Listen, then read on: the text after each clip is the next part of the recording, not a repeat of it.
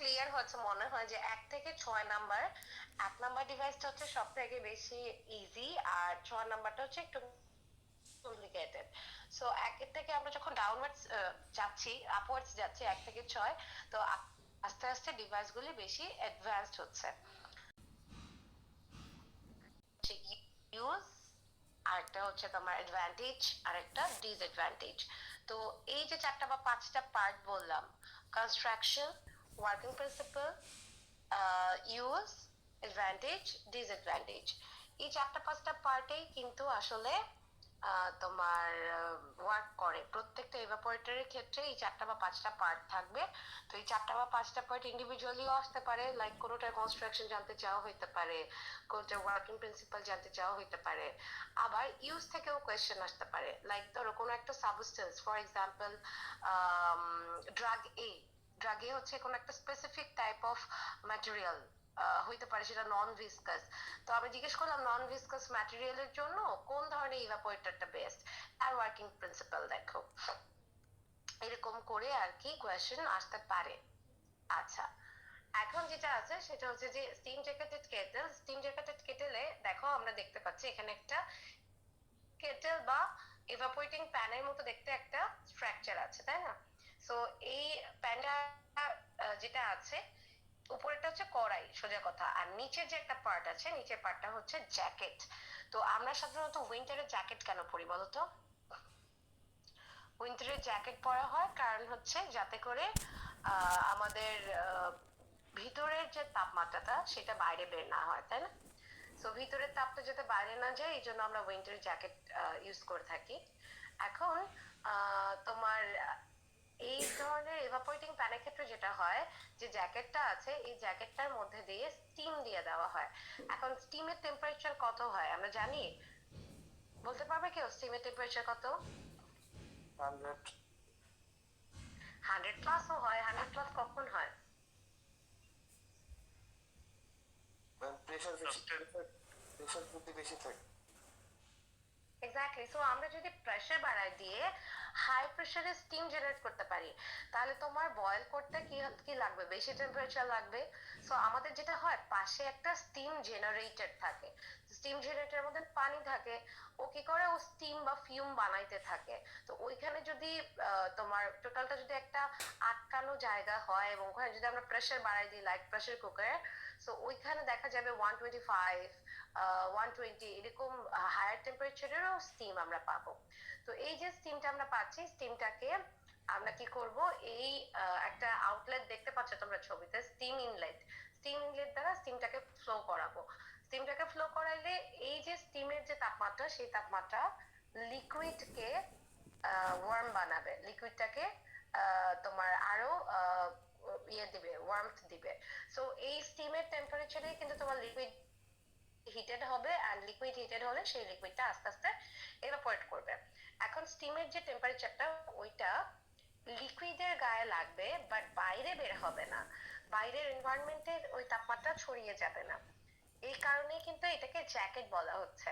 তাহলে স্টিমের টেম্পারেচারটা কি হচ্ছে, পুরাটা লিকুইডের গায়ে লাগছে, বাট বাইরে বের হচ্ছে না। এই জন্যই আমরা এটাকে জ্যাকেট বলছি। এখন তোমাদের এখানে যে প্যানটা দেওয়া আছে, যে কড়াইটা দেওয়া আছে, কড়াইয়ের ম্যাটেরিয়াল অফ কনস্ট্রাকশনটা হচ্ছে একটা গুড কন্ডাক্টর অফ হিট।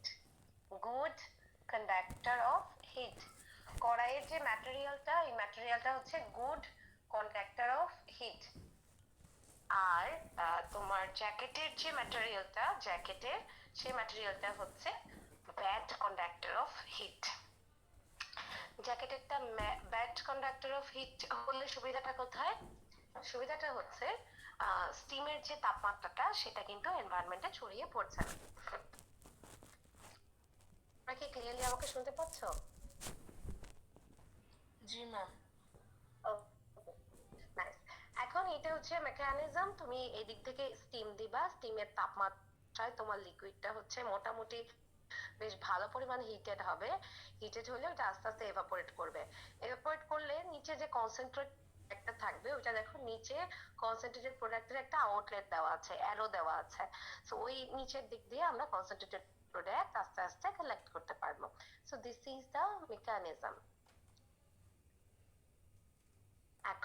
এইটা কিছু একটা তোমার ছবিটাতেই রাখো ফামি, ছবিটাতেই রাখো। এখন আহমেদ জুবাইর কোনো প্রবলেম বলো? ম্যাম স্টিমের টেম্পারেচারটা 100-র বেশি হবে কখন বা কেন, এটা যেন কি বলেছিলেন ধরতে পারি। এটা বলেছি যদি আমি প্রেসার বাড়িয়ে দিই, লাইক প্রেসার কুকার। প্রেসার বাড়িয়ে দিলে আমরা যখন পড়েছিলাম, তোমাদের মনে আছে কিনা, বয়েলিং কেন হয় বা কখন হয়, তখন বলেছিলাম প্রেসার যদি কম থাকে তাহলে কম তাপমাত্রায় বয়েলিং হয়, কম তাপমাত্রায় বাবল ক্রিয়েটেড হয়, কম তাপমাত্রাতেই তোমার এভাপোরেশন হয়। আর প্রেসার যদি বেশি থাকে তাহলে তাপমাত্রা বেশি লাগে, লাইক পাহাড়ের উপরে যদি 80 ডিগ্রি সেলসিয়াস তাপমাত্রায় পানি বয়ল করে, আর আমাদের সমতলে যদি 100 ডিগ্রি সেলসিয়াস তাপমাত্রায় পানি বয়ল করে, তাহলে পাহাড়ের উপরের স্টিমের টেম্পারেচার হবে 80 ডিগ্রি সেলসিয়াস, আর সমতলেরটার টেম্পারেচার হবে 100 ডিগ্রি সেলসিয়াস। সো তোমার প্রেসারটা কি স্টিমের নাকি লিকুইডের বা কিসের প্রেসার আর কি, নাকি টোটাল অ্যাটমসফিয়ার? স্টিম জেনারেটরের প্রেসার আমি বলেছি, আমাদের একটা স্টিম জেনারেটর থাকে পাশে, ইভাপোরেটিং প্যানের পাশে তুমি একটা প্রেসার কুকারের মতো একটা ডিভাইস রাখলা, সেইটার মধ্যে তুমি লিকুইড রাখলা। এখন তুমি ওই প্রেসার কুকারের নাম প্রেসার কুকার কেন, কারণ হচ্ছে ওইটার ভিতরে যে লিকুইডটা থাকে সেটাকে প্রেসারাইজ করা, ওইটার ইন্টারনাল প্রেসার ইনক্রিজ করা হচ্ছে প্রেসার কুকারের কাজ, তাই না?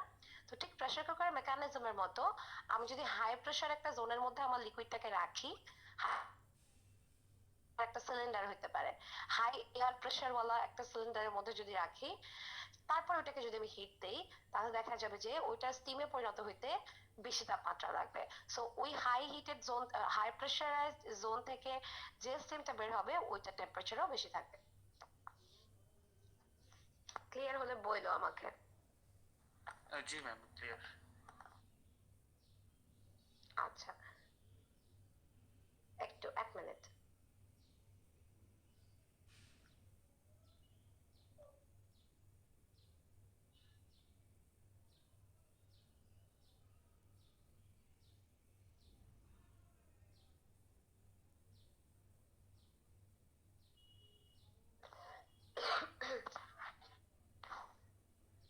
ওকে, তো এখন এই ডিভাইসটার কিন্তু একটা ঝামেলা আছে, ঝামেলাটা হচ্ছে এই ডিভাইসে তোমার কিছু প্রবলেমস ক্রিয়েটেড হয়, সাচ অ্যাজ উপরের পোস্টটাতে দেখো যে সলভেন্ট ভেপার যেখান থেকে উঠে যাচ্ছে উপরের পার্টটা, সো ওই উপরের পার্টটাতে সলভেন্ট ভেপার এনভায়রনমেন্টে ছড়িয়ে যাচ্ছে। সো এনভায়রনমেন্টে ছড়িয়ে গেলে ওইটা কিন্তু আমাদের জন্য ক্ষতিকর, আমাদের জন্য ক্ষতিকর ইন এ সেন্স ওইটা তো বাতাসের মাধ্যমে চারিদিকে ছড়িয়ে গেল, ওইটা যদি একটা টক্সিক কেমিক্যাল হয় তাহলে এটা ক্ষতিকর না?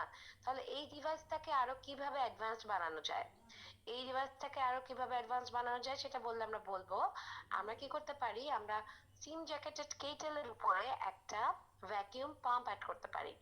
একটা পাম্প অ্যাড করলে যেটা হবে, এই ব্যাপারটাকেও কালেক্ট করে নিবে, আর তোমার প্রপারলি সলভেন্টটাকে তুমি রিকভার করতে পারবা।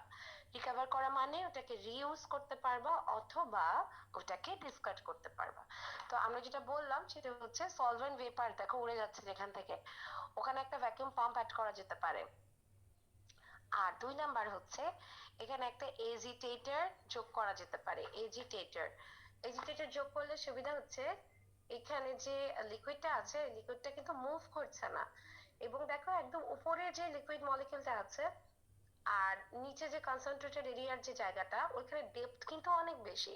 সো মলিকুলার মুভমেন্ট বাড়ানোর জন্য বা রেট অফ ইভাপোরেশন বাড়ানোর জন্য you can add a stirrer, তুমি একটা স্টারার অ্যাড করে দিতে পারো।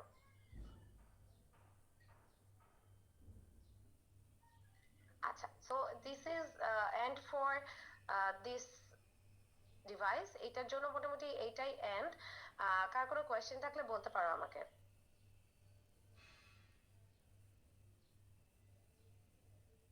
ওকে, না থাকলে ফামি পরের দিন থাকলে চলে আমরা হচ্ছে ভ্যাকুয়াম পাম্পটা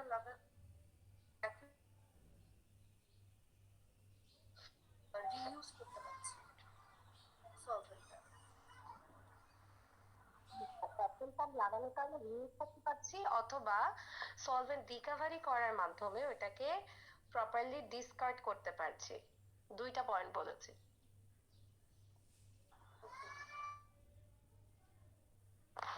আচ্ছা, এখন এর পরে যেটা আছে সেটা হচ্ছে হরাইজন্টাল টিউব ইভাপোরেটর। দেখো এটা একটা সিলিন্ডার, সিলিন্ডারের মধ্যে অনেকগুলি টিউব আছে, হরাইজন্টালি ওরিয়েন্টেড কিছু টিউব আছে। এখন আমরা যে জানালা দেখি না, বাসায় জানালার গ্রিল যেরকম থাকে ঠিক ওরকম ভাবে, তো জানালার গ্রিলের মতো তোমার এখানে যে হরাইজন্টালি ওরিয়েন্টেড কিছু টিউব থাকে, এরা না মুভ করতে পারে। এখন এই সিলিন্ডার শেপড একটা ভেসেলের মধ্যে আমরা যখন এই টিউবগুলোকে মুভ করাই, ওই ভেসেলের মধ্যে একটা সার্টেন হাইট পর্যন্ত লিকুইড রাখতে হয়। সার্টেন হাইট বলতে ধরো তোমার যতটুকু হাইটটা হলে লিকুইড গুলা তোমার টিউব গুলাকে সাবমার্জড অবস্থায় রাখতে পারবে, মানে এমন ভাবে লিকুইড থাকতে হবে যাতে টিউব গুলো সবসময় ডুবে থাকে লিকুইডের মধ্যে। সো লিকুইডের হাইট মেনটেন করা এখানে একটা টাফ ব্যাপার। যদি তোমার কাছে অনেক লিকুইড না থাকে তাহলে তুমি এটা ইউজ করে এভাপোরেট করতে পারবা না। আচ্ছা, এরপর যেটা আছে সেটা হচ্ছে তোমার এটার মেকানিজমও না সেম আগেরটার মতো। এই যে টিউব গুলা না, হলো টিউব আমরা দেখতে পাচ্ছি, এই হলো টিউব গুলার মধ্যে তোমার স্টিম পাস করে। স্টিম পাস করলে এই টিউবের ওরিয়েন্টেড যে জায়গাটা আছে সেই ওরিয়েন্টেড জায়গাটাতে বা লিকুইডটাতে তোমার টেম্পারেচার অ্যাটেইন করে, স্টিমের যে টেম্পারেচার সেই টেম্পারেচারটা ওই লিকুইডটা অ্যাটেইন করলে সেই লিকুইডটা আস্তে আস্তে গরম হয়, গরম হলে ওখান থেকে এভাপোরেট করে আর কি। এটা হচ্ছে মেকানিজম।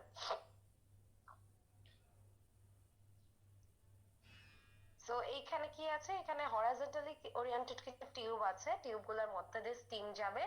আর জিনিস কনডেনসেটের বলে একটা ব্যাপার আছে, কনডেনসেট খেয়াল করেছো?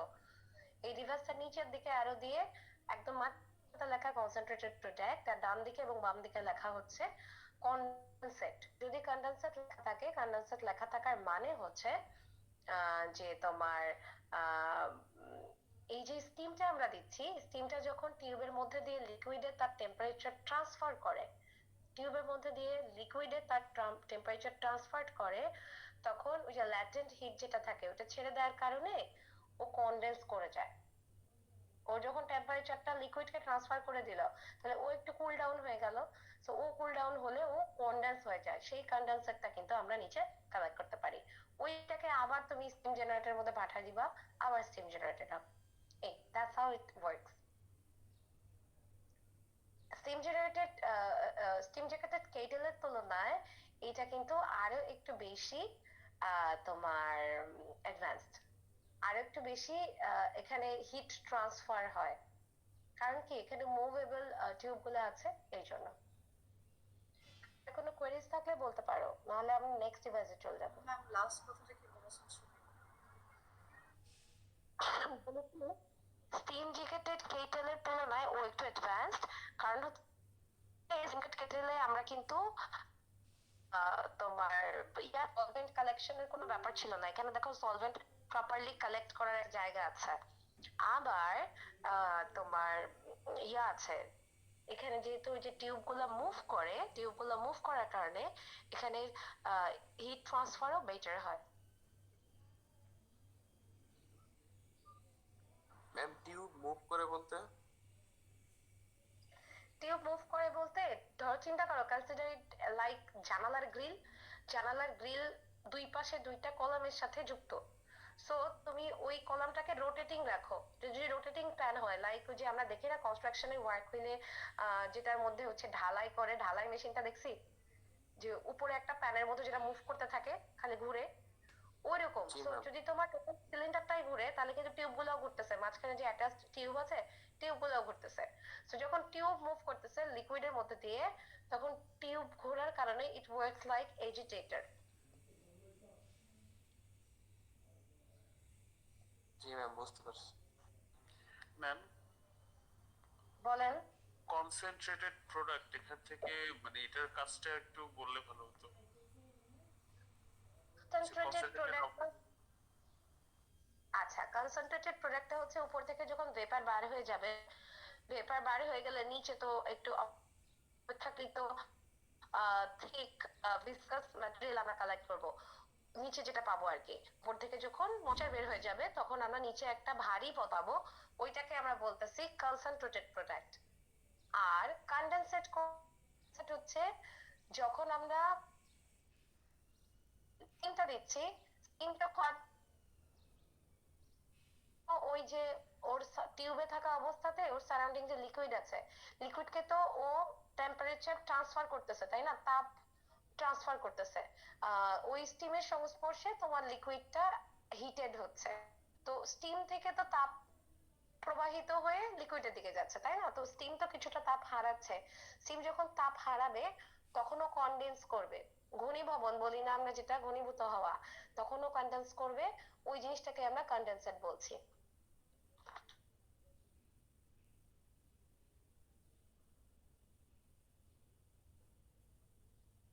ওই জিনিসটাকেই কনডেনসেট বলছি। ক্লিয়ার হচ্ছে না? কোনো ইস্যু আছে বলো।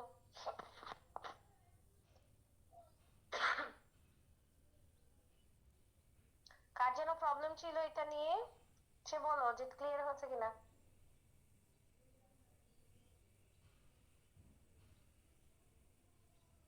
তোমরা কি শুনতে পাচ্ছ আমাকে? Yes, ma'am. ওকে, তাহলে যদি কারোর প্রবলেম না থাকে আমরা নেক্সট ডিভাইসে চলে যাব। ফামি, নেক্সট পিকচারটা বের করো। Okay, vertical tube evaporator it is. আগেরটা ছিল কি হরাইজন্টাল টিউব ইভাপোরেটর, আর এটা হচ্ছে vertical tube evaporator. Vertical tube আর হরাইজন্টাল টিউবের মধ্যে বেসিক ডিফারেন্সটা কোথায় একটু খেয়াল করো। ডিফারেন্সটা হচ্ছে আগেরটার টিউবগুলোর ওরিয়েন্টেশন ছিল হরাইজন্টালি, আর এইখানকার টিউবগুলোর ওরিয়েন্টেশন ভার্টিক্যালি। এটা হচ্ছে একেবারে বেসিক ডিফারেন্স। তাছাড়া বাকি কাজকর্ম মোটামুটি একই রকম। এখানেও একটা সিলিন্ডার আছে, ওখানেও একটা সিলিন্ডার আছে, ওখানে সিলিন্ডারে একটা নির্দিষ্ট লেন্থ পর্যন্ত তোমাকে লিকুইড রাখতে হয়, এখানেও সিলিন্ডারে নির্দিষ্ট লেন্থ পর্যন্ত তোমার লিকুইডস রাখতে হয়। আচ্ছা, তারপর তোমার ওখানে টিউব ছিল, এখানেও সিলিন্ডারের মধ্যে টিউব আছে। ওখানে টিউব গুলা হরাইজন্টালি ওরিয়েন্টেড ছিল, এখানে টিউব গুলা ওরিয়েন্টেড। এবং তোমরা যদি টিউব গুলার দেখো, লেন্থ দেখো, হাইট দেখো, দেখো আগের গুলা হচ্ছে হরাইজন্টালি ওরিয়েন্টেড এবং আগের গুলা কিন্তু কম্পারেটিভলি এটার থেকে লঙ্গার ছিল, রাইট? আর এগুলো কিন্তু একটু শর্টার। সো এই জন্য যেহেতু এই টিউব গুলো শর্ট, এটার আরেকটা নাম হচ্ছে short tube evaporator. Short tube evaporator, ঠিক আছে? যেহেতু এটা একটু শর্ট, এই জন্য এটার নাম হচ্ছে শর্ট টিউব ইভাপোরেটর। এখন আগেরটার তুলনায় এই ডিভাইসটার হিট ইকোনমি বেশি। হিট ইকোনমি বলে একটা টার্ম আছে, হিট ইকোনমি বেশি। হিট ইকোনমি মানে হচ্ছে রেট অফ হিট ট্রান্সফার বেশি। হিট ইকোনমি মানে হচ্ছে রেট অফ হিট ট্রান্সফার বেশি। তাহলে রেট অফ হিট ট্রান্সফার এখানে বেশি কেন? বেশি তার কারণ হচ্ছে আমরা আগে যখন ফ্যাক্টর পড়েছি তখন দেখেছিলাম, যে জায়গাটার সারফেস এরিয়া তত বেশি। তো সারফেস এরিয়া বড় কার? দুইটা টিউব আছে তোমার কাছে, একটা টিউব লেন্দি আর একটা টিউব একটু শর্ট। তো যে টিউবটা একটু শর্ট তার কিন্তু সারফেস এরিয়া বেশি বড়, রাইট? তো যে টিউবটা একটু শর্ট তার চারিদিক দিয়ে লিকুইড মুভ করার জায়গা পায় বেশি। দেখো এখানে খেয়াল করলে লিকুইডের জন্য ভিতরে অ্যারো দেওয়া আছে। অ্যারোটা হচ্ছে কনভেকশনের মতো করে দেওয়া। আমরা কনভেকশন পড়েছি না, কনভেকশনের মতো করে দেওয়া, যে টিউবের আশপাশের লিকুইড গুলা বেশি গরম হয়ে গেল, ওইগুলা মুভ করে উপরের দিকে উঠে গেল, সরি, আর যেগুলা একটু অপেক্ষাকৃত একটু ঠান্ডা ছিল সেগুলো আবার সার্কুলেট করে টিউবের মাঝখান দিয়ে মুভ করলো। ব্যাপারগুলি এরকম, ঠিক আছে? তো তোমার এখানে যেহেতু টিউবের লেন্থটা ছোট, সারফেস এরিয়াটা বেশি, সেক্ষেত্রে হিট ট্রান্সফার রেট বেশি হবে। এটা একটা পয়েন্ট। আর 2 নম্বর পয়েন্ট হচ্ছে লিকুইড সার্কুলেট করার মতো এনাফ স্পেস পাচ্ছে। লিকুইড যত বেশি সার্কুলেট করবে তত ওর হিট ট্রান্সফার বাড়বে। বোঝা গিয়েছে? So this is the basic of তোমার ভার্টিক্যাল টিউব ইভাপোরেটর, এবং প্রত্যেকটাতে কিন্তু ঘটনা একই মানে এই দেখো টিউবগুলোর মধ্যে দিয়ে হচ্ছে স্টিম রাখা হয়। টিউবগুলো এমন ভাবে ওরিয়েন্টেড থাকে, বাইরের একটা স্টিম জেনারেটরের সাথে কানেক্টেড থাকে, ওইটার মধ্যে স্টিম থাকে, ওই স্টিমের কারণে লিকুইডটা হিটেড হয়। আর উপরে দেখো বাম পাশে ফিড ইনলেট দেওয়া। ফিড ইনলেট দাও মানে যে লিকুইডটাকে তুমি ইভাপোরেট করতে চাচ্ছ তাকে তুমি ওই দিক দিয়ে এন্ট্রি দিবা। আচ্ছা, নিচে হচ্ছে কনসেন্ট্রেটেড প্রোডাক্টের একটা জায়গা আছে। আর বাম দিকে দেখো স্টিম কনডেনসেট লেখা। স্টিম কনডেনসেট মানে হচ্ছে ওই যে আগে যেটা ব্যাখ্যা করলাম সেটাই, স্টিমটা যখন টেম্পারেচার হারায় কিছুটা তখন ও লিকুইডে পরিণত হয়। এইটা হচ্ছে ভার্টিক্যাল টিউব ইভাপোরেটর অথবা শর্ট টিউব ইভাপোরেটর। এখন পরীক্ষাতে যেটা হইতে পারে যে তুমি কেন হরাইজন্টাল টিউব ইভাপোরেটর চুজ না করে ভার্টিক্যাল টিউব ইভাপোরেটর চুজ করবা, এরকম কোয়েশ্চেন আসতে পারে। তুমি হরাইজন্টাল টিউব ইউজ না করে ভার্টিক্যাল টিউব ইভাপোরেটর কেন ইউজ করবা? তো কেন ইউজ করার কারণ কি? The way it is better than horizontal tube evaporator, সেই ওয়েজ গুলা লিখবা। কিছুটা পার্থক্যের মতো করে লিখতে পারো। সরি।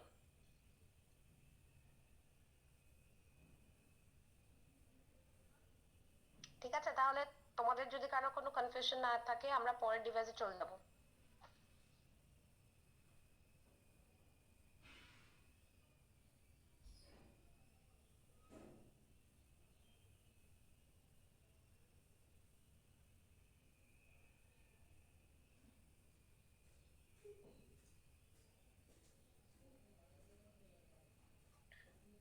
ওকে, তাহলে আমরা পরের ডিভাইসে চলে যাই। ফার্মি পরেরটার পিকচার চলে যাও।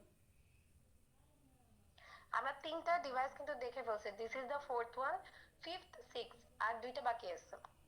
আচ্ছা, সো ফোর্থ ওয়ান যেটা আছে এটার নাম হচ্ছে ফলিং ফিল্ম এভাপোরেটর। ফলিং ফিল্ম এভাপোরেটর, এটার নাম ফলিং ফিল্ম এভাপোরেটর কেন? This might be a question. যে ফলিং ফিল্ম এভাপোরেটরের এই যে ফিল্ম ফর্মেশন, এই ফিল্ম ফর্মেশনটা বা নামে শানে নজুল কি, আমরা বলি না শানে নজুল কি, সে নামে শানে নজুল কি, এর নাম দেওয়া হয়েছে কেন? ব্যাপারটা এরকম। তো দেখো অন্যগুলা ডিভাইসের তুলনায় এটা চেহারা ছবি একটু আলাদা। এইখানে লিকুইড ইনলেটটা একদম সর্ব উপরে বাম পাশে দেখো লিকুইড ইনলেট আছে। সো লিকুইড ইনলেট যেটা আছে, লিকুইড ইনলেটটা দিয়ে লিকুইড এন্ট্রি নেয়। আর লিকুইড এন্ট্রি নেওয়ার পরে যেটা হয়, তোমার লিকুইডটা উপর থেকে নিচে পড়ে, উপর থেকে নিচের দিকে পড়ে। তো যখন লিকুইড উপর থেকে নিচের দিকে পড়ে তখন টিউবের মধ্যে দিয়েও পাস করে। দেখতে পাচ্ছ এখানে ভার্টিক্যালি ওরিয়েন্টেড লম্বা লম্বা কিছু টিউব আছে। সো এই টিউবের মধ্যে দিয়ে যখন লিকুইড পাস করে, ওই লিকুইডটা উপর থেকে নিচে পড়ার সময় কিন্তু হিটেড হইতে হইতে নিচে পড়ে। কারণ টিউবের মধ্যে কি আছে? টিউবের মধ্যে তোমার স্টিম আছে। তো লিকুইডটা কি হবে? হিটেড হতে হতেই কিন্তু উপর থেকে নিচের দিকে নামবে। আচ্ছা, যখন কিনা ওরা উপর থেকে নিচের দিকে নামবে হিটেড হইতে হইতে, তাপমাত্রা বাড়াইতে বাড়াইতে, তখন যেটা হয় ওই লিকুইডের মধ্যে দুইটা ফেজ ক্রিয়েটেড হয়। দুইটা ফেজ ক্রিয়েটেড হয়। একটা হচ্ছে যারা লিকুইড অবস্থাতেই থাকে, আরেকটা হচ্ছে এক্সট্রা হিট পাওয়ার কারণে কিছু ভ্যাপার তৈরি হয়। লিকুইডটা যখন রান করতেছে, চিন্তা করো অনেক বড় একটা পাইপ, তোমার তুমি যে রুমটাতে বসে আছো, রুমের ছাদের যে সিলিংটা আছে, সিলিং থেকে ফ্লোর পর্যন্ত একটা পাইপ আছে। তো ওই যে সিলিং এর জায়গাটা থেকে যখন লিকুইড পড়া শুরু হয়, লিকুইডটা একবারে পড়ে যায় না। তো ও যখন রান করে আস্তে আস্তে করে ফ্লো করে নিচের দিকে আসে, তখন ও আস্তে আস্তে হিটেড হয়, কারণ ওই পাইপটার মধ্যে স্টিম আছে। তো ওই যখন পাশের লিকুইডটা হিটেড হচ্ছে, হিটেড হওয়ার সময় ওখানে দুইটা ফেজ ক্রিয়েটেড হয়। একটা ফেজে কি হবে? ভেপার তৈরি হবে, আর একটা ফেজে থাকবে হচ্ছে লিকুইড। তাহলে লিকুইড আর ভেপার এই দুইটা মিক্সচার হয়ে নিচে কিন্তু ফল ডাউন করে। এখন তুমি যে রুমে বসে আছো সেই রুমের সিলিং থেকে যখন ফ্লোরের দিকে ওই লিকুইডটা পড়তেছে, আমরা খেয়াল করেছি কিনা যখন আমরা বাসায় কোনো কিছুর মধ্যে পানি ভরি, যেমন তুমি বালতি আছে, একটা বাকেট আছে, বাকেটে পানি ভরছো, তো ট্যাপ থেকে যখন পড়ে তখন নিচে বাবল ক্রিয়েটেড হয়, খেয়াল করেছো? হাই স্পিডে যখন পানি নিচের দিকে পড়ে, পানি যে জায়গাটা অলরেডি আছে বালতির মধ্যে ওইখানে কিন্তু কিছু বাবলস ক্রিয়েটেড হয়। তো ঠিক তেমনি ভাবে যখন উপর থেকে নিচে লিকুইডটা পড়তেছে, নিচে কিছুটা বাবল ক্রিয়েটেড হচ্ছে, এবং এই বাবলটার মধ্যে কিছু অংশ ভেপার আছে, কিছু অংশ লিকুইড আছে। এই বাবল হেড গুলা একে অন্যের সাথে কানেক্টেড হয়, বাবল হেড গুলা একে অন্যের সাথে কানেক্টেড হয়। তো বাবল হেড একে অন্যের সাথে কানেক্টেড হওয়ার পরে যেটা হয়, ওরা একটা ফিল্মের মতো দেখায়। অনেকগুলি বাবলস একসাথে তাদের হেড গুলি কানেক্টেড হয়ে গেল, তাহলে দেখতে একটা ফিল্মের মতো লাগবে। নিচের অংশটাতে, উপরের অংশ থেকে লিকুইড পড়বে, নিচের অংশে একটা ফিল্ম ফরমেশন হবে। এই জন্য এটাকে বলা হয় ফলিং ফিল্ম। পড়ে যাওয়ার কারণে যে ফিল্ম তৈরি হচ্ছে সেই ফিল্ম এভাপোরেটর, ফলিং ফিল্ম এভাপোরেটর। ঠিক আছে? আর এই যে ফল ডাউন করতেছে না, ফল ডাউন করার পিছনে কিন্তু গ্র্যাভিটেশনাল ফোর্স কাজ করে। যেহেতু উপর থেকে নিচের দিকে আসতেছে, সো গ্র্যাভিটির দিকেই, গ্র্যাভিটেশনাল ফোর্সের দিকেই কিন্তু ও ফল ডাউন করে। তো গ্র্যাভিটির কারণে উপর থেকে নিচের দিকে লিকুইড ফল করছে, অ্যান্ড ফল করার পরে ওদের যে বাবল ক্রিয়েটেড হচ্ছে, বাবল হেড গুলি একে অন্যের সাথে কানেক্টেড হয়, কানেক্টেড হয়ে ফিল্ম ফরমেশন করে। That's why it is called falling film evaporator. এই পর্যন্ত কার প্রবলেম আছে?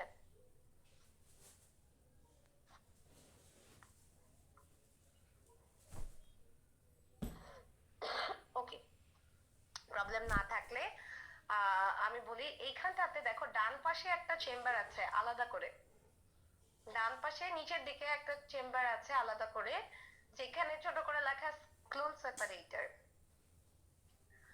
সে যদি আছো না?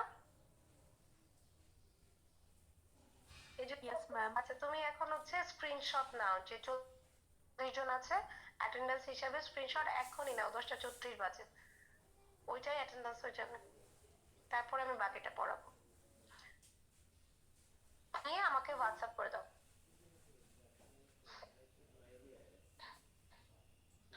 ওকে, ও স্ক্রিনশট নিতে থাক, আমরা পড়তে থাকি। এখানে যে চেম্বারটা আছে, এই চেম্বারটাকে বলা হয় cyclone separator chamber. Cyclone separator chamber মানে কি? মানে হচ্ছে তোমার ওখানে যে দুইটা ফেজ তৈরি হয়েছে, একটা ভেপার আর একটা লিকুইড, ওই লিকুইড আর ভেপারের মিক্সচার থেকে ভেপার গুলিকে আলাদা করে দেওয়া, আর আমি সরি, লিকুইড আর ভেপারের মিক্সচার থেকে ভেপার গুলিকে আলাদা করে দেওয়া আর লিকুইড গুলাকে আলাদা করে দেওয়া। থ্যাংক ইউ সেজুতি, চলে আসছে স্ক্রিনশট। আচ্ছা, তো লিকুইড আর ভেপার মিক্সচার থেকে আমরা লিকুইড গুলো আলাদা করে দেওয়া এবং ভেপার গুলো আলাদা করে দেওয়ার জন্য এখানে সাইক্লোন সেপারেটর নামে একটা এক্সট্রা পার্ট রেখেছি। It's like a fan, adjust fan দেখেছি না আমরা কিচেনে, অনেক জায়গায় কিচেনে যে অ্যাডজাস্ট ফ্যান থাকে, ওরকম একটা ফ্যানের মতো, বাট হাই স্পিডে ও রোটেট করে। তো যখন ফ্যানটা ঘুরতে থাকে, ওইখানে এসে যখন লিকুইড আর ভেপারের মিক্সচারটা কন্ট্যাক্টে আসে, তখন ওই ফ্যানের স্পিডের সাথে লিকুইড আর ভেপারও কিন্তু মুভ করতেছে। এই মুভের কারণে বা এই সার্কুলেশনের কারণে ভেপারগুলি উপর দিয়ে বের হতে পারে, ভেপারগুলি হালকা কম্পারেটিভলি, তো উপর দিক দিয়ে ভেপার বের হয়ে যাবে, আর নিচের দিক তো কনসেন্ট্রেটেড লিকুইডটা বের করতে পারবা। এটা হচ্ছে ফলিং ফিল্ম এভাপোরেটরের মেকানিজম। কার কোনো কোয়েরিজ আছে? না থাকলে আমরা পরের ডিভাইসে চলে যাব। ম্যাম আরেকবার একটু বলুন। আরেকবার কোনটুকু বলবো বলো? দুইটা পার্টে বলেছি, একটা ফলিং ফিল্ম আর একটা সেপারেশন, কোনটা বলবো? সেপারেশনটা। সেপারেশনটা হচ্ছে, এখানে একটা সাইক্লোন সেপারেটর আছে এই চেম্বারে। Cyclone separator is like a fan. Normal আমরা যে সিলিং ফ্যান দেখি ওরকমও বলতে পারো, বা অ্যাডজাস্ট ফ্যান লাগানো দেখি না কিচেনের মধ্যে, ওরকম। তো ওই ফ্যানটার মধ্যে দিয়ে, মধ্যে ফ্যানটা ধরো চলতেছে, মুভ করতেছে, ওইখানে তুমি তোমার লিকুইডের মিক্সচারটা ফেলে দিলা। যে লিকুইডের মিক্সচারের মধ্যে দুইটা ফেজ আছে, একটা ভেপার আর একটা লিকুইড।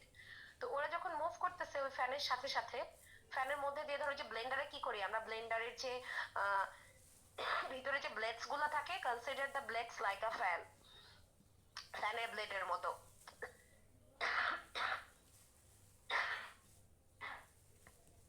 সো ওই ফ্যানের ব্লেডের, আমি খুব সরি,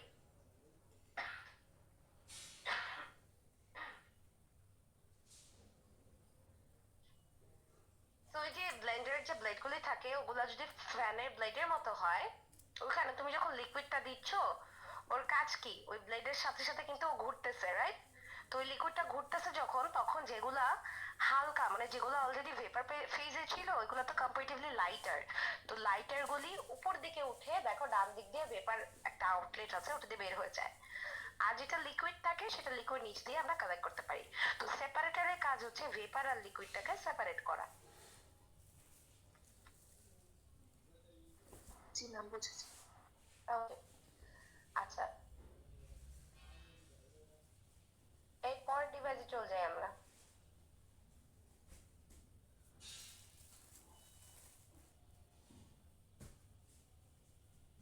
ফার্মি পরের ডিভাইসে চলে গেছো? হ্যাঁ, এটা হচ্ছে ক্লাইম্বিং ফিল্ম এভাপোরেটর। ক্লাইম্বিং ফিল্ম, আগেরটা ছিল ফলিং ফিল্ম, এটা হচ্ছে ক্লাইম্বিং ফিল্ম এভাপোরেটর।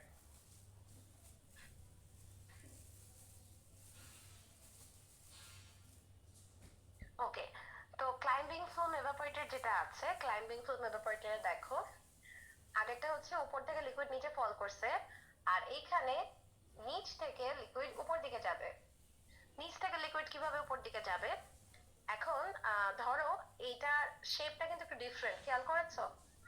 মানে কিছুটা ট্রায়াঙ্গুলার টাইপের, ট্রায়াঙ্গেলের তিন কোণার যে মাথাটা একটু নিচের দিকে আর বাকি জিনিসপত্র উপরের দিকে এরকম। তো এখন এখানে যেটা করতে হবে সেটা হচ্ছে তোমার একটা নির্দিষ্ট হাইট পর্যন্ত লিকুইড দিয়ে ফিল আপ রাখতে হবে। তো যখন নির্দিষ্ট হাইট দিয়ে লিকুইডটা তুমি ফিল আপ রাখবা, দেখো ফিড ইনলেটটা কিন্তু নিচে, ফিড নিচে একদম নিচে লেখা আছে অ্যারো দিয়ে ফিড। তো যখন তুমি ফিড নিচ দিক দিয়ে দিবা, দেওয়ার পরে এখানে একটা সার্টেন হাইট পর্যন্ত তোমার ফিড রাখবা, তাহলে যেটা হবে এর মাঝখানে টিউব আছে, কিছু ভার্টিক্যাল টিউব আছে, তাই না? তো এই যে ভার্টিক্যাল যে টিউবগুলো আছে, এই টিউবগুলোর মধ্যে স্টিম আছে, স্টিমের কারণে যেটা হবে তোমার ওই লিকুইড কিছুটা হিটেড হবে। লিকুইড যখন হিটেড হয়, লিকুইড হিটেড হয়ে গেলে ওইখানে যেটা হয় বাবল ক্রিয়েশন হয়। লিকুইড হিটেড হলে উপরের দিকে, আগেরটাই কি হয়েছিল, নিচের অংশে বাবল ক্রিয়েট করেছিল, আর এখানে উপরের অংশে, উপরের অংশের দিকে মানে কি তোমার লিকুইড এন্ট্রি নিচ্ছে তো নিচ দিয়ে, লিকুইড যখন নিচ দিক দিয়ে এন্ট্রি নিচ্ছে তো ও তো হচ্ছে তোমার একটা সার্টেন হাইট পর্যন্ত টিউবগুলোকে কভার করে রাখছে। তো ওই টিউবের পাশে যে সারাউন্ডিং লিকুইডটা আছে, ওই সারাউন্ডিং লিকুইডটা কি হচ্ছে, হিটেড হচ্ছে। হিটেড হইলে এতটাই হিটেড হচ্ছে যে ও মোটামুটি বয়লিং এর কাছাকাছি চলে গেল। বয়লিং এর কাছাকাছি যখন চলে গিয়েছে তখন ওইখানে বাবল ফর্মেশন হচ্ছে। কনসিডার করো যে তোমার রুমের মধ্যে দুইটা পাইপ আছে, পাইপের মাঝখানটাতে তোমার হচ্ছে ইয়ে আছে, লিকুইড আছে। ওই লিকুইডটা ওই পাইপ দুইটা থেকে হিট নিচ্ছে, হিট নিয়ে ও প্রায় অলমোস্ট বয়লিং এর কাছাকাছি চলে গেছে। তার মানে কি ওখানে বাবল ফর্মেশন হচ্ছে। বয়লিং এর কাছাকাছি না গেলেও এলিভেটেড টেম্পারেচারেও বাবল ফর্মেশন হতে পারে। কিভাবে হতে পারে, আগেরটার মতো এখানেও দুইটা ফেজ ক্রিয়েটেড হয়, কিছুটা ভেপার তৈরি হয়, কিছুটা লিকুইড অবস্থায় থাকে। ওই ভেপারগুলি ভেপার হেড বলি আমরা, ভেপারগুলি ওই যে বাবলের মতো একটা স্ট্রাকচার ক্রিয়েট করতে পারে। ওই বাবলগুলি কি হয়, একটার সাথে আরেকটার হেড কানেক্টেড হয়ে ওরা উপর দিকে ক্লাইম্ব করে, ক্লাইম্ব করে, বাবলের হেডগুলি একটার সাথে আরেকটা লেগে ওই বাবলগুলি বা তোমার হেডগুলি, ভেপার হেডগুলি ক্লাইম্ব উপর দিকে উঠে। ওই তারপর একটা পাইপের নিচ থেকে উপর দিকে, দুইটা পাইপের মাঝখানে যে এরিয়াটা থাকে, উপর দিকে লিকুইড উঠতেছে। তো উপর দিকে কিভাবে উঠবে, যখন বয়েল করছে, বলে বাবলটা কানেক্টেড হয়ে মুভ করে করে উপর দিকে উঠতেছে। এই জিনিসটাকে আমরা বলি ক্লাইম্বিং, এই জন্য এটাকে বলা হয় ক্লাইম্বিং ফিল্ম ইরেটার। ক্লাইম্ব করে করে বাবল হেডগুলি উপরের দিকে উঠতেছে, ক্লাইম্ব করে করে উঠতেছে দেখে ক্লাইম্বিং, আর বাবল হেড একটার সাথে আরেকটা লাগে ফিল্মের মতো স্ট্রাকচার তৈরি করে, এই জন্য film. That's why it is called climbing film evaporator. কারো ইস্যু আছে এইটুকুর মধ্যে? No ma'am. সারাউন্ডিং লিকুইডটা হিট হচ্ছে, হিট হয়ে অলমোস্ট বয়লিং এর কাছাকাছি চলে যাচ্ছে, এর জন্য বাবল ক্রিয়েট করছে। এরপর হচ্ছে বাবলগুলো একটা একটা সাথে লেগে হচ্ছে ক্রিয়েট হচ্ছে, তাই না? তো তোমার এখানে তুমি যদি ফিডটা দেখো, ফিডের আলোটা দেখো, আর উপর দিকে দেখো যে অ্যারোগুলো উঠতেছে, অ্যারোগুলো উপর দিকে আপওয়ার্ডস মুভ করা আছে। তার মানে কি তোমার লিকুইডটা আস্তে আস্তে আস্তে আস্তে যখন ভেপার আর লিকুইড দুইটা ফেজে ডিভাইডেড হয়ে যাবে due to heat, due to extended heat, যখন দুইটা ফেজে ডিভাইডেড হয়ে যাবে ওই ভেপার হেডগুলি একটার সাথে আরেকটা বাবলের মতো জয়েন করে করে ফিল্ম তৈরি করে। এটার একদম মাথায়, ডিভাইসটার একদম মাথায় দেখো একটা ছাতার মতো অংশ আছে, এটাকে আমরা বলছি ডিফ্লেক্টর। একটা জাস্ট রুফের মতো একটা অংশ আছে আমব্রেলা লাইক, ওইটাকে আমরা বলতেছি ডিফ্লেক্টর। ডিফ্লেক্টরের কাজ কি? ডিফ্লেক্টরের কাজ ওই ফিল্মটাকে ভেঙে ফেলা, ক্লাইম্ব করে করে যে ফিল্মগুলো উপরের দিকে উঠতেছে ওই ফিল্মটাকে ভেঙে ফেলা, এটা হচ্ছে ডিফ্লেক্টরের কাজ। তো ধরো বারবার যে বাবল তৈরি হয়ে ওই বাবলগুলি উপর দিকে উঠতেছে বারবার, ওটা বাবল আকারেই যদি থাকে তাহলে রেট অফ ইভাপোরেশন কমে যায়, ভেপার আর লিকুইড তুমি আলাদা করতে পারবা না, তো ফিল্ম ফর্ম করে বসে আছে। তাহলে এখানে আমার একটা এক্সট্রা অ্যাডভান্সড পার্ট যেটা অ্যাড হচ্ছে সেটা হচ্ছে ডিফ্লেক্টর। খেয়াল করো এর আগে যখন শর্ট টিউব পড়ছিলাম, শর্ট টিউবের থেকে ফলিং ফিল্ম ইভাপোরেটর কিভাবে ভালো ছিল, ওর মেকানিজম চেঞ্জ হয়ে গেছে, প্লাস হচ্ছে তোমার ওখানে একটা সাইক্লোন সেপারেটর অ্যাড হয়েছে, গ্র্যাভিটেশনাল ফোর্সে লিকুইড পড়তেছিল, তাই না?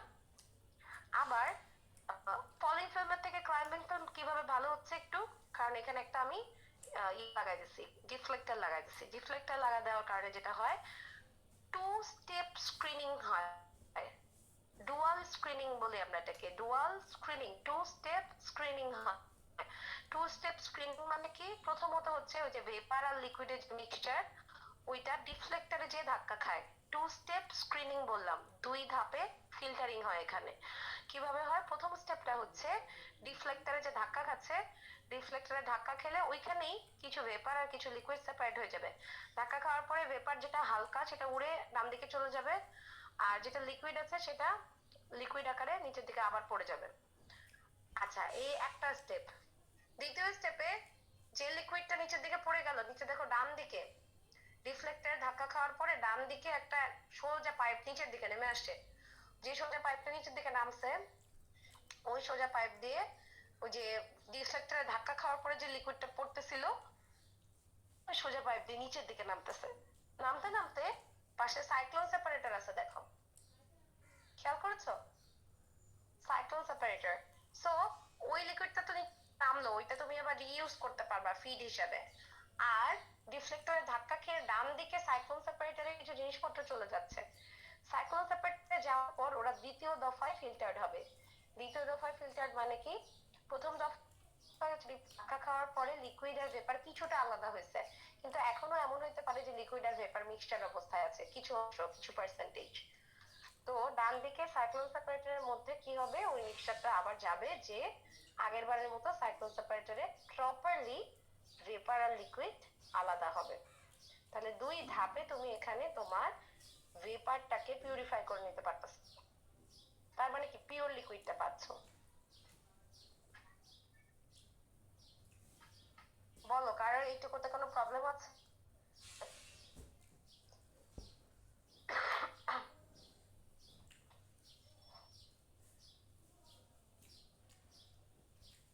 ওকে, আর যদি প্রবলেম না থাকে ফার্মি, this is the end of climbing film evaporator. পরেরটাতে চলে যাও। This is the last one, last evaporator we have, which is forced circulation evaporator. Forced circulation evaporator. Forced circulation evaporator তার মানে কি, এখানে খেয়াল করো আগেরটার সাথে এটা চেহারা কিন্তু মিল আছে। ক্লাইম্বিং ফিল্ম ইভাপোরেটর দেখতে যেমন ছিল ও কিন্তু দেখতে কিছুটা একই রকম। এখানে সবথেকে এফিশিয়েন্ট একটা পার্ট হচ্ছে নিচে দেখো, একবারে নিচে ট্রায়াঙ্গেলের একদম মাথার যেটা নিচের মাথা যেটা, সেই মাথাটাতে দেখো একটা পাম্প লাগানো আছে। ক্লাইম্বিং এ যেটা হয়েছিল আমরা লিকুইড দিয়ে রাখছিলাম এন্ড উই ওয়্যার ওয়েটিং, আমরা ওয়েট করতেছিলাম কখন হচ্ছে তোমার টিউবের হিটের সংস্পর্শে এসে লিকুইডটা গরম হবে। আর এইখানটাতে আমি যদি একটা পাম্প লাগাই দিই নিচে, তাহলে আমার কিন্তু ক্লাইম্বের জন্য ওয়েট করতে হয় না, ওইখানে কিসের জন্য ওয়েট করেছি, যে কখন লিকুইড হিটেড হবে, হিটেড হয়ে ভেপার বানাবে, সেই ভেপার হেডগুলি জয়েন করে আস্তে আস্তে বাবল আকারে ক্লাইম্ব করবে, তারপরে যায় ডিফ্লেক্টরে পৌঁছাবে, তাই না? আর এখন আমি যেটা করছি, আমি নিচে একটা পাম্প লাগাই দিচ্ছি। তো পাম্প লাগাই যেটা হচ্ছে, পাম্পের কারণে ওই পাম্পটা কি করবে, লিকুইডটাকে পুশ করবে উপরের দিকে উঠতে। So that's why it is called forced circulation evaporator. Forcefully লিকুইডটাকে সার্কুলেট করা হয় উপরের দিকে, এই জন্য এটাকে বলা হয় ফোর্সড সার্কুলেশন এভাপোরেটর। ফোর্সফুলি লিকুইডটা সার্কুলেট করে উপরের দিকে যাবে। তো এইটারও মাথায় দেখো ডিফ্লেক্টর দেওয়া আছে, ছাতার মতো পার্ট দেওয়া আছে, একটা রুফের মতো, ছাদের মতো। তো এখানে যখন তুমি ফোর্সফুলি করাবা, লিকুইডটাকে মুভ করাবা, এখানেও কিন্তু ওই যে বাবল হেড এক জায়গায় করে ফিল্ম ফর্মেশনের একটা চান্সেস থাকে। ওই ফিল্ম ফর্মেশনের চান্সটাকে নালিফাই করার জন্য আমরা ডিফ্লেক্টর লাগাই দিই। ডিফ্লেক্টরের কাজ হচ্ছে বাবল ব্রেক করা, ভেপার হেডটাকে ব্রেক করা। তো এখানেও ডুয়াল স্ক্রিনিং হয়, টু স্টেপ স্ক্রিনিং হয়। তোমার কিছু অংশ হচ্ছে ডিফ্লেক্টরে ভেঙে যায়, আর বাকি অংশ যেটা থাকে সেটা দেখো উপর দিকে অ্যারো দেওয়া আছে, উপর দিক দিয়ে মুভ করে ডান পাশে তোমার সাইক্লোন সেপারেটর চেম্বারে চলে যায়। চলে গেলে অবশিষ্ট যদি লিকুইড আর ভেপারে কিছু মিক্সচার থাকে, ওই সাইক্লোন সেপারেশনের মাধ্যমে লিকুইড আর ভেপার সেপারেটেড হয়ে যায়, ভেপার বাইরে বাইরে হয়ে যাবে আর লিকুইড নিচের দিকে আমরা কালেক্ট করব। এটা হচ্ছে মেকানিজম। কার কোনো কোয়েরি থাকলে বলতে পারো এটার জন্য।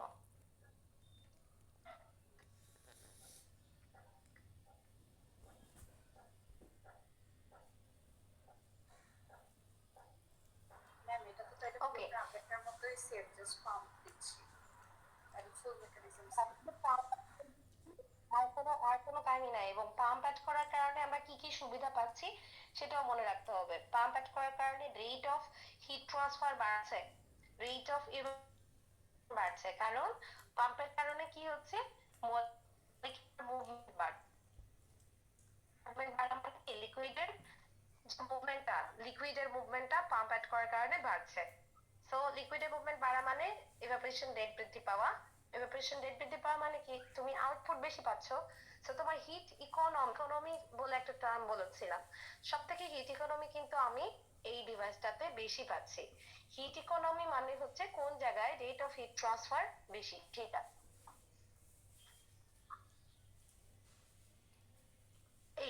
This is the end of this chapter.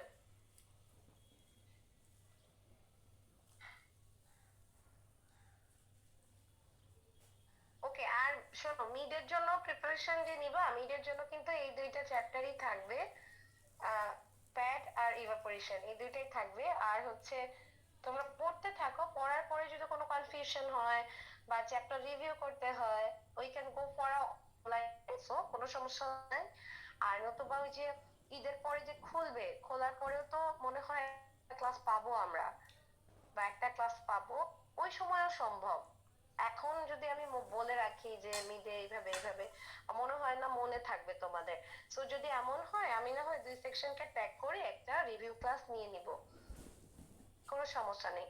আর যদি বলো যে না আগেই নিয়ে নিতে, সেটাও সম্ভব, তোমাদের ইচ্ছা। ম্যাম আমাদের তো ঈদের ঈদের পর হচ্ছে ডিলিভারি শুরু হবে না 29 থেকে। এখন কি ঈদের পরে 24 তো খোলা, অফিস খোলা, ক্লাস খোলা, খোলা না? তোমরা মেইল পাও না?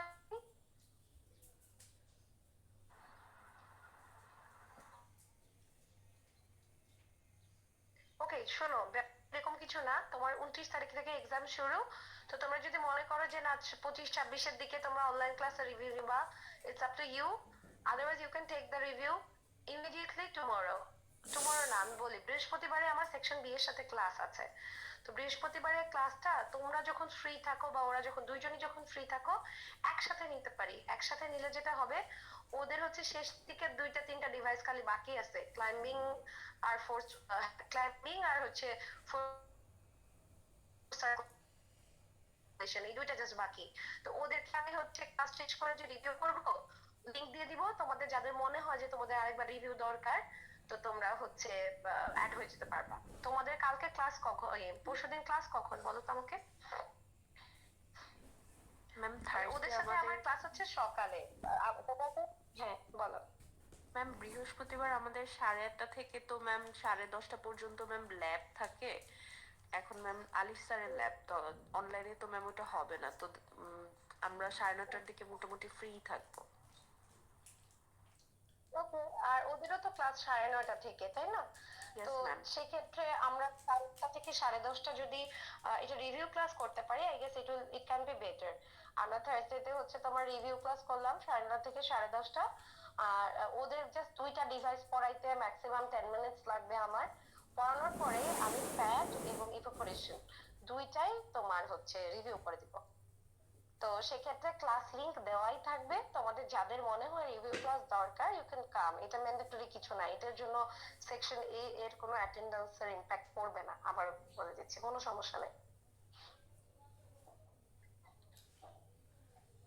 ঠিক আছে, তাহলে যদি হয় তাহলে আমরা এখন আজকে আপাতত ছুটি নিয়ে নিই। হ্যাঁ, ক্লাস শেষ আজকের জন্য। Thank you.